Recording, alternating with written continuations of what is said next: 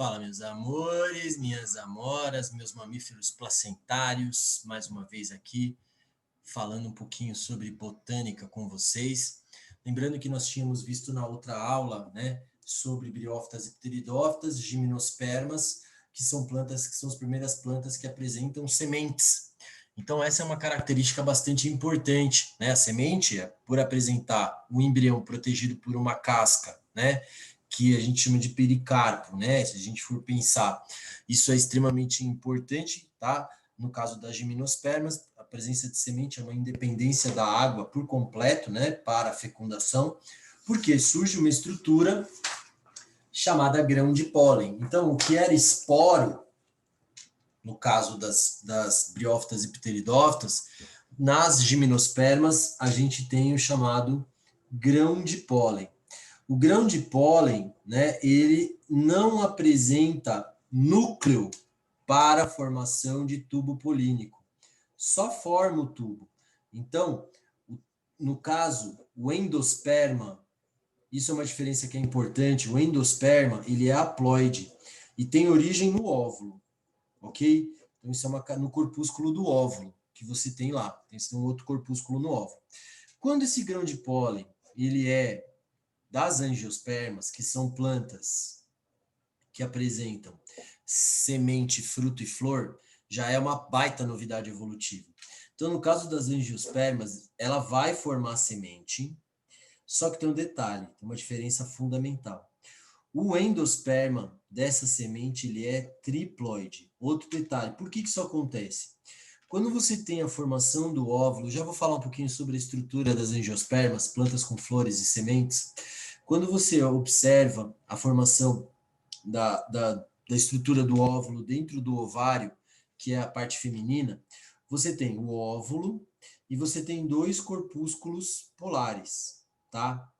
Esses dois corpúsculos polares femininos vão se fundir ao núcleo polínico masculino. Então, é uma estrutura triploide, enquanto nas gimnospermas ela é haploide. Então, você tem o que a gente chama de dupla fecundação. Uma pelo núcleo gamético e óvulo, que vai formar o embrião dentro da semente, e aquele que forma o material nutritivo, que é o endosperma, e o endosperma é triploide. Então, essa é uma diferença muito fundamental. As angiospermas são um grupo mais diverso das plantas terrestres, tá? Porque elas apresentam uma conquista por completo do ambiente terrestre, uma grande capacidade de polinização, tá? Essa polinização ela pode acontecer pelo vento, anemofilia, pela água, aquifilia, por animais, zoofilia, e aí essa zoofilia, ela se divide, né, em ornitofilia, que são por pássaros, tá? Entomofilia, insetos, artrópodes no caso, né? Entomofilia e quiropterofilia, que são por morcegos. Então você tem água, vento, pássaros, artrópodes e mamífero voador, no caso aqui, que é o morcego, tá? Eles são atraídos por um conjunto de secreções que podem ser o néctar, que tem sabor adocicado, pode ser, né, por odor, como é o caso da dama da noite e da flor da morte, né, que atrai, por exemplo, um besouro específico, né, ou pela cor da pétala. Então, pela cor da pétala da flor, eu também tenho atração desses animais, tá? Então, as angiospermas são um grupo de plantas floríferas, tá? Então, elas apresentam flores e sementes e frutos, e a flor é uma estrutura formada, podendo ser monóica ou dioica, isso é uma coisa bastante importante também que a gente sabe. Eu tenho plantas, por exemplo, que eu tenho flores só masculinas e flores só femininas, ou eu tenho aquelas que têm os dois aparelhos. Aqui a gente está vendo uma folhinha padrão, tá? Que apresenta as duas estruturas. Então, você tem o pistilo ou carpelo, que é a estrutura do estigma, estilete ovário, que é o gineceu, que é o aparelho feminino, tá?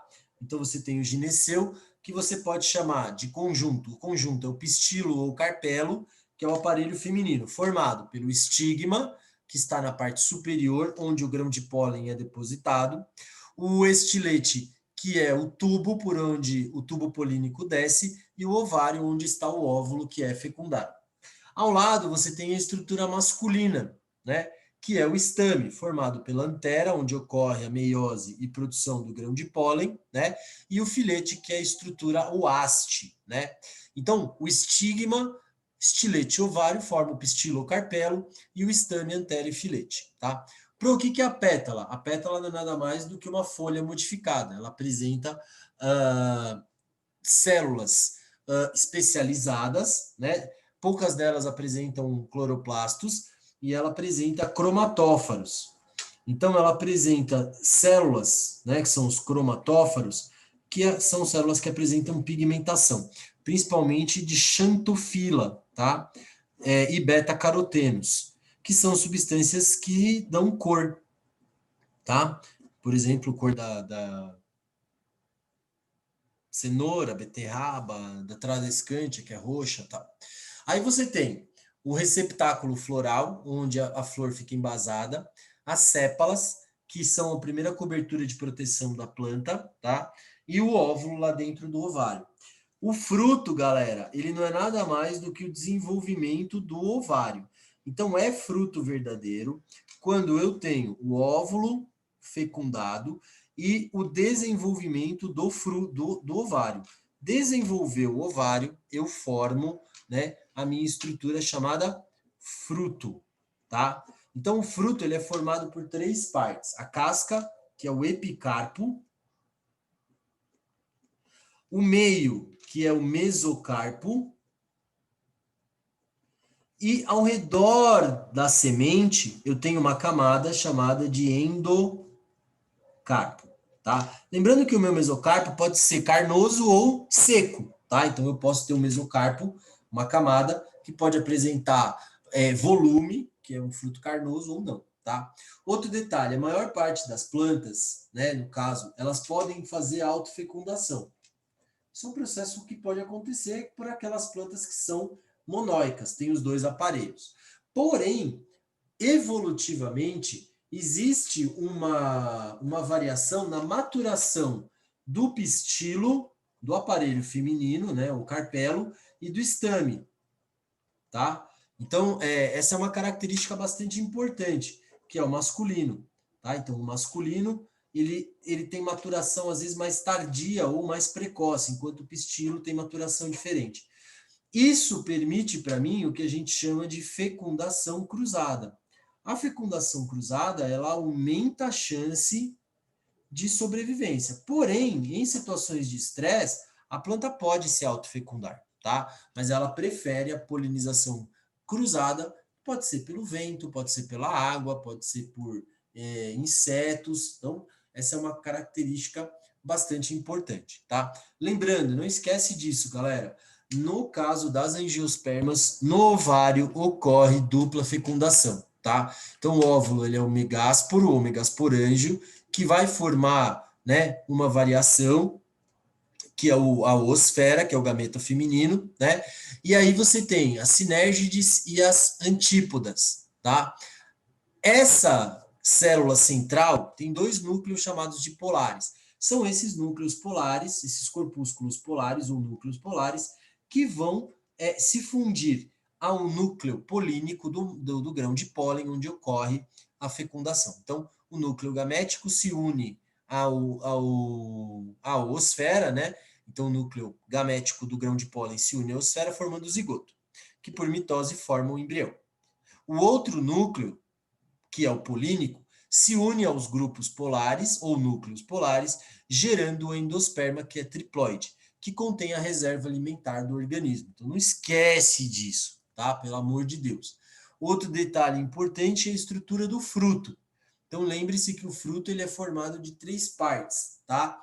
Pericarpo, epicarpo e mesocarpo, tá? Epicarpo, mesocarpo e endocarpo.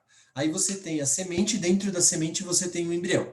E eu tenho dois tipos de sementes. Aquelas que apresentam duas unidades de reserva, chamada de dicotiledônia ou eudicotiledônia, e aqueles que apresentam uma única face, né, único lado, né, ou lado único, ou estrutura única de endosperma, chamada de monocotiledônia, tá? Então, as eudicotiledôneas apresentam duas unidades nutritivas de nutrição do embrião, enquanto as monocotiledôneas apresentam apenas uma unidade, tá?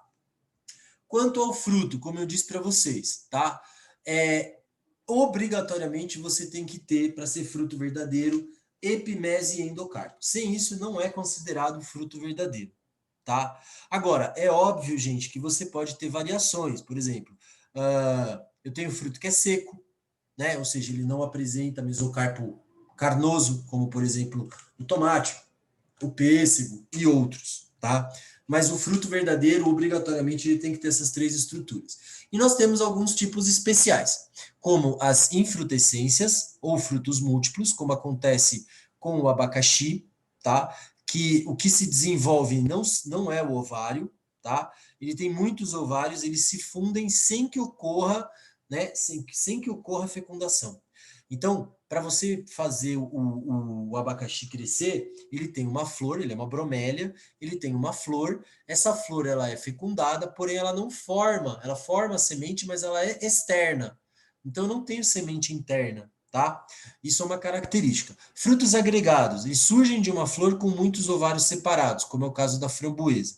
Partenocárpicos, isso a gente estudou em zoologia também, né? O que é partenocárpico? Partenocárpico é partenos, é apenas uma parte. Então, apenas uma parte se desenvolve. Ou são organismos em que o ovário se desenvolve sem fecundação do óvulo, como a banana, a laranja, tá? E os pseudofrutos, que a semente está lá dentro, porém, né, desenvolvem outras estruturas florais diferentes do ovário, que são comestíveis, tá? Então, quando você faz um corte transversal na maçã, você olha a maçã e ela forma uma abertura. Então, o ovário ele está lá intacto e as sementes estão lá dentro. Então, o ovário não se desenvolveu, tá? Então, a maçã, o morango, eles se originam do receptáculo floral, assim como o caju, tá? Então, esses são os chamados frutos falsos, tá? Como eu disse para vocês, aqueles que apresentam uma unidade nutricional do embrião são monocotiledôneas e aqueles que apresentam duas unidades são dicotiledôneas, tá? Nós temos aproximadamente 260 mil espécies de árvores, ou melhor, de plantas que são antófitas, né? Que são as angiospermas, tá? Também chamadas de plantas fanerógamas. Então, aqui, duas unidades reprodutivas, dois cotilédones e um embrião, tá? Na semente. Uma unidade reprodutiva e o cotilédone, ok? Então, você tem um embrião e um cotilédone. Aqui eu tenho um embrião e dois cotilédones. Então, feijão, por exemplo, milho, arroz, tá? São monocotiledôneos. Quando você vai pegar uma planta e você vai estudar a planta, o jeito mais fácil de você saber quem é eudicotiledônia de quem é monocotiledônia. Presta atenção. Você vai prestar atenção e vai tabelar. Isso deve ter essa tabela na apostila. Você vai olhar, por exemplo, o tipo de flor. A flor de dicotiledônia, ela tem 5 pétalas. Ela é pentâmera, tá? Então, ela é uma planta que apresenta 5 pétalas, ok? E seus múltiplos, 5, 10, 15, 20, tá?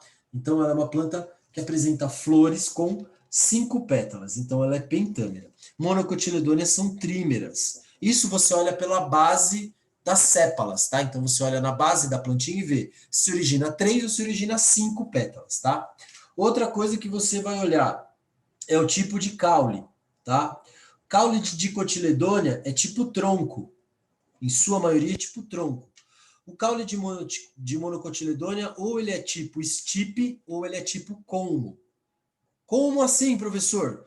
Tipo, tem nó e entrenó, como é o caso da cana-de-açúcar, tá? Que apresenta nó e entrenós. Ah, então é uma característica para você desenvolver aí. Quanto à folha, a folha também é diferente. A folha apresenta nervuras reticulizadas. Então, a gente fala que você tem nervuras, elas são reticulinérvias, tá? Reticulinérvias, tem nervuras reticulares, tá? Reticulinérvias.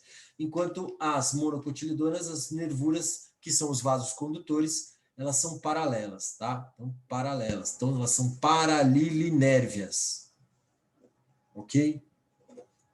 Quanto à raiz, ela é pivotante nas dicotiledôneas e fasciculadas nas monocotiledôneas. Então, você consegue aí separar pela característica, ok? Então, ó, monocotiledôneas são milho, gramíneas, palmeiras, orquídeas, tá?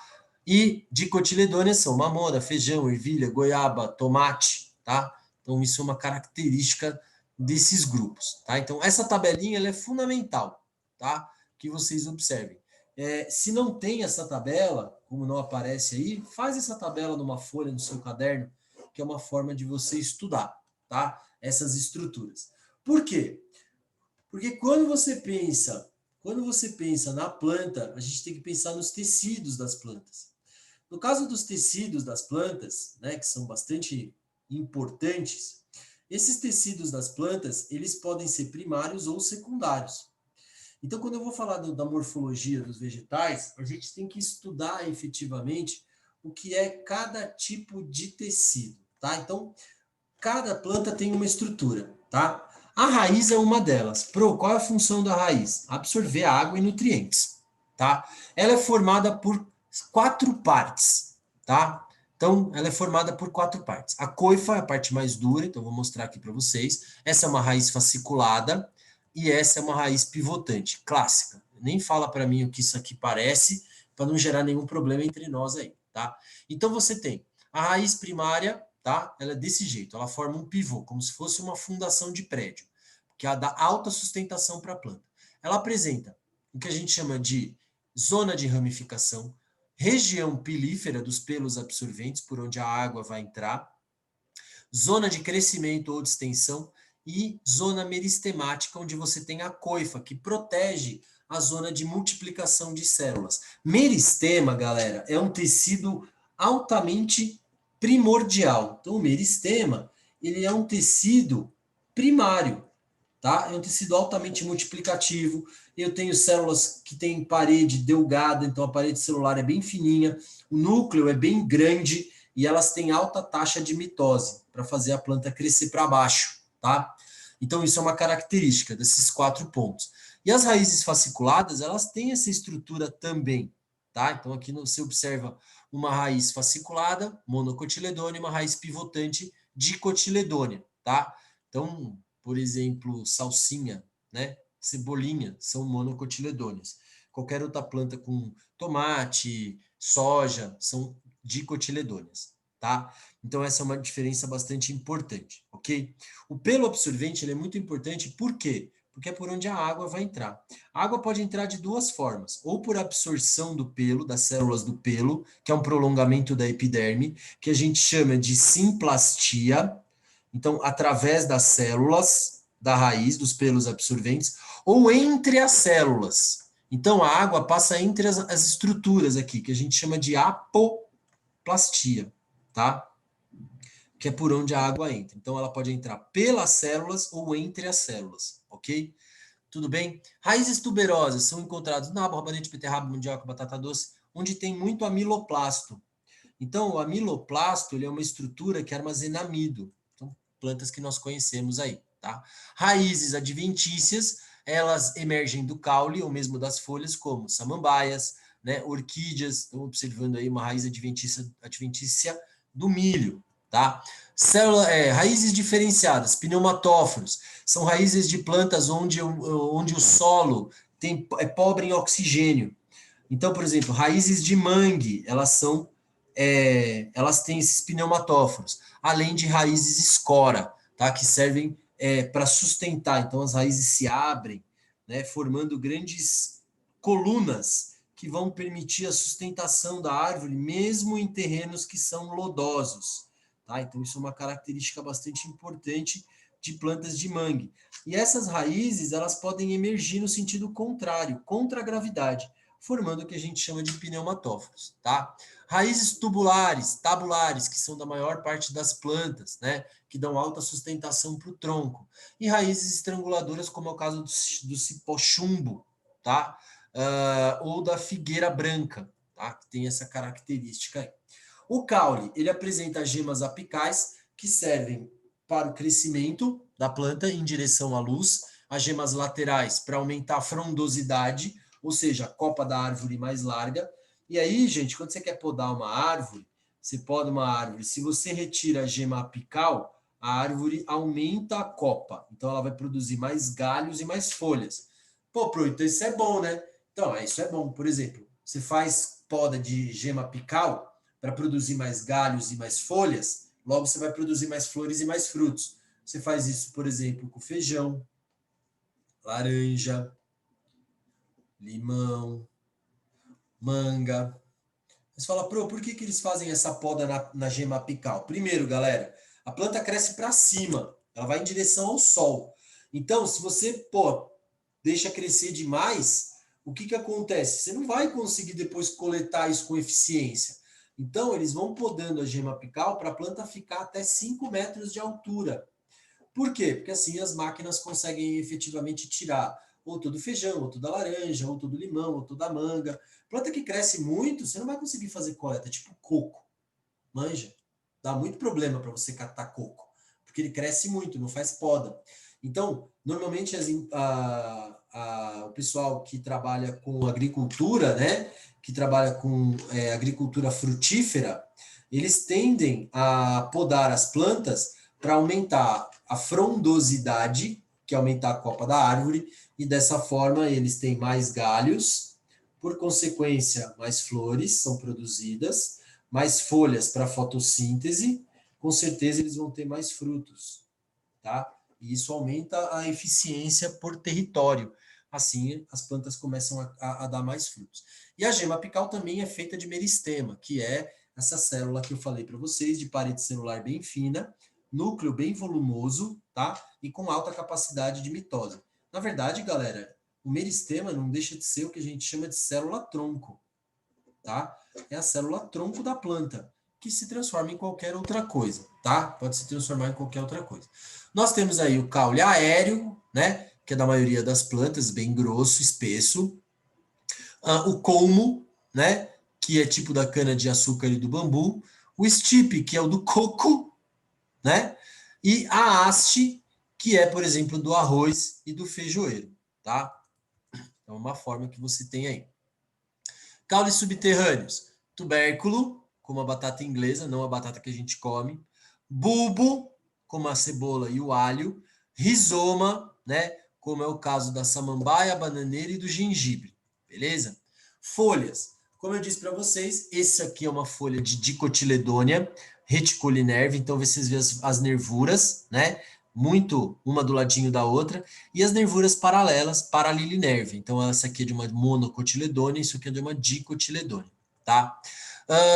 Algumas variações, olha eu errando. Algumas variações nos tipos de folhas. Espinhos são folhas modificadas para reduzir a taxa de transpiração da planta, e isso é extremamente importante, principalmente em plantas xerófitas, que são aquelas plantas que vivem em ambientes muito, muito, muito quentes e muito secos, tá?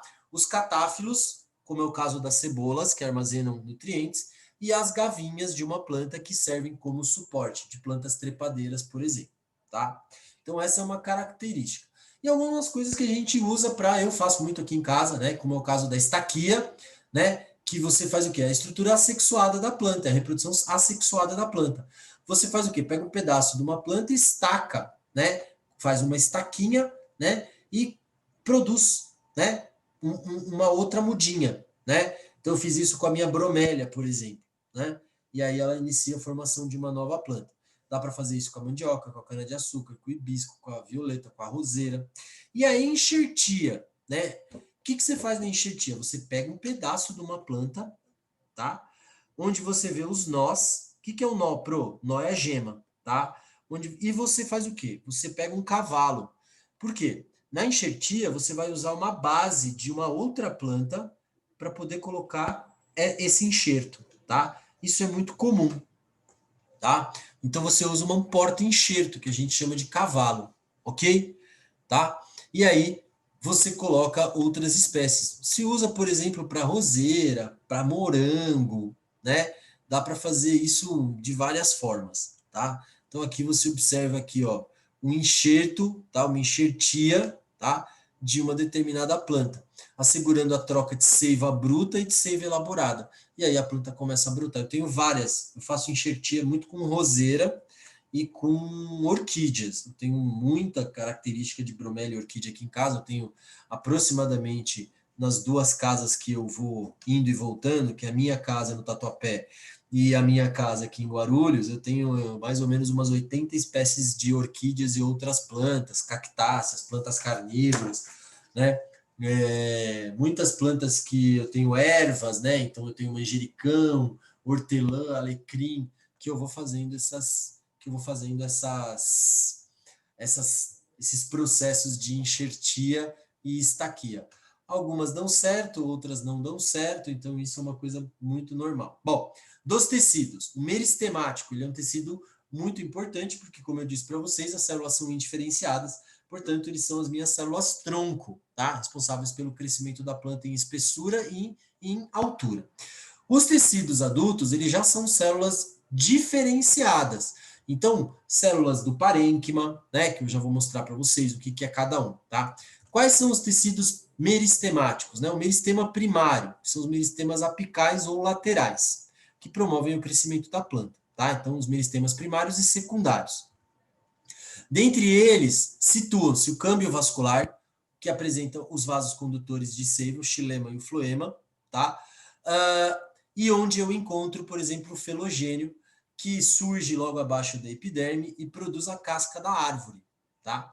Tecidos adultos, a epiderme, tá? Que é um tecido muito fino, que fica sobre a planta, né? Sobre o caule, ou sobre a folha, ou sobre a raiz, tá? O suber, também conhecido como cortiça ou casca da planta.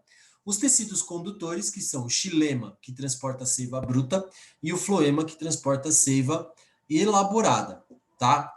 Além disso, os tecidos de sustentação. Colênquima, que é um tecido reforçado, porém altamente elástico, tá? E tem grande flexibilidade. E o esclerênquima, que ajuda o xilema a sustentar a planta, porque ele é formado por células mortas. Tanto o xilema quanto o esclerênquima, eles são formados por células mortas, reforçadas por uma substância impermeável e rígida chamada ligilina, tá? Os parênquimas são de preenchimento ou de sustentação, tá? Como é o caso do parênquima clorofiliano, né? Do parênquima milífero, que é reserva de amido, aerífero, ar e aquífero, água. Então, por exemplo, plantas xerófitas têm muito parênquima aquífero, porque armazenam água, como os cactos, por exemplo. Aeríferos são usadas em plantas aquáticas, como a Vitória Regia. Amilífero são aquelas em que você tem amiloplastos, uma grande quantidade de amiloplastos que servem para quê? Armazenar e sintetizar o açúcar na forma de amido, como a batata, por exemplo. E o clorofiliano, que é abundante nas folhas e em algumas plantas de caule verde, que tem por função a fotossíntese, ok? Legal essa tabela, ela é importante, acho importante que vocês aprendam essa tabela, não vou falar a palavra decorar, porque alguém me mata se eu falar, né, que tem que decorar, eu acho um absurdo falar que tem que decorar uma tabela, mas eu acho que decorar é importante, então é difícil falar em decorar, mas é importante saber, então decorem, né? Principalmente tecido de sustentação, a diferença entre colênquima e esclerênquima, tá? E os tecidos de condução, tá? E o parênquima. Esses, para mim, são os três principais, ok? Beleza? Galera, eu vou parar por aqui para a gente falar um pouquinho depois de morfologia interna da planta, para a gente entender as estruturas, tá? Você tem que entender a estrutura interna da raiz, como acontece, raiz primária, raiz secundária, raiz adulta, cérnia, o burno. Então, calma. A gente vê isso tudo na nossa próxima aula gravada, beleza? Meus amores, aquele beijinho biológico para vocês. Até a próxima.